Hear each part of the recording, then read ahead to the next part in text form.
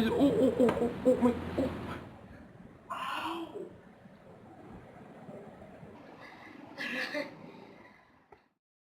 Hi guys! It's me, Nicole. And today's video guys, we're doing a tutorial. Yung tutorial ko po ngayon is, I'll be teaching you how to make a soft Play-Doh. Yes, with only 2 ingredients po guys.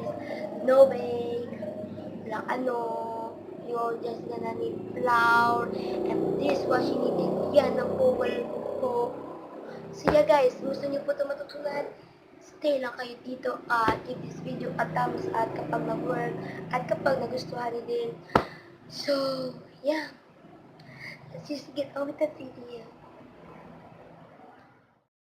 Things that we need guys is a spoon. That's importante po. At a flour and a bowl. Then, dishwashing liquid. You can use any brand po, guys. I think so. Pero, sigurado po ako mag-work po siya sa ibang dishwashing liquid. Basta po importante, dishwashing liquid po yung ginagamit po ninyo. So guys, yan lang po yung kailangan natin. So, mag-start na tayo. So, first things first, guys. Kunin niyo po yung bowl and yung flour niyo. At, so, yeah. Mix muna first.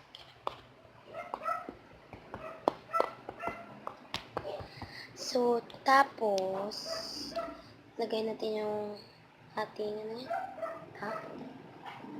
top or dishwash liquid. So, yeah. Natin dyan. 1 scoop.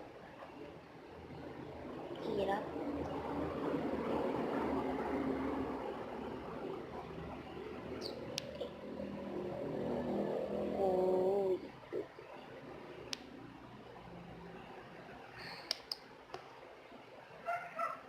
Ganyan lang natin.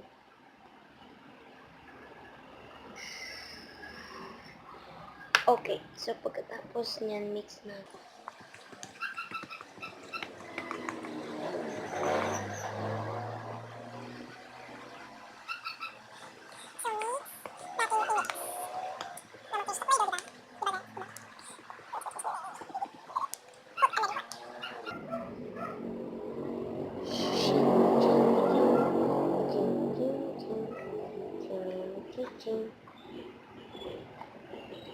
Don't worry guys, may isa pa kami doon.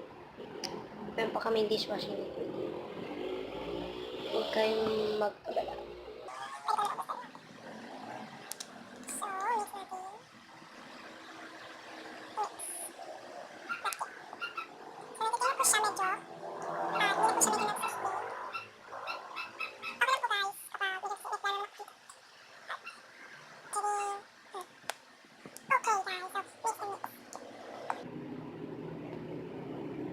So guys, imimixin natin na imimix to. So the result is, once again, the result is this. So this is guys the result.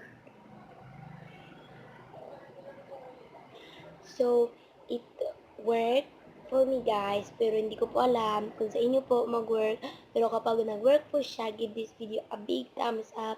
Don't forget to subscribe at comment down below guys kung nagustuhan niyo po ito. At yeah, yun lang po. So actually guys, nag-add na po ako ng flour, dishwashing liquid, mix, add flour, dishwashing liquid, mix, at hanggang nag-turn nito.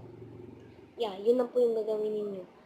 At wala na, no bake, wala nang mga ano-ano dyan, only 2 ingredients guys. So, go in this, go this, go. So guys, once again guys, kung nagustuhan niyo po to, give this video a thumbs up. Don't forget to subscribe. Thanks for watching guys.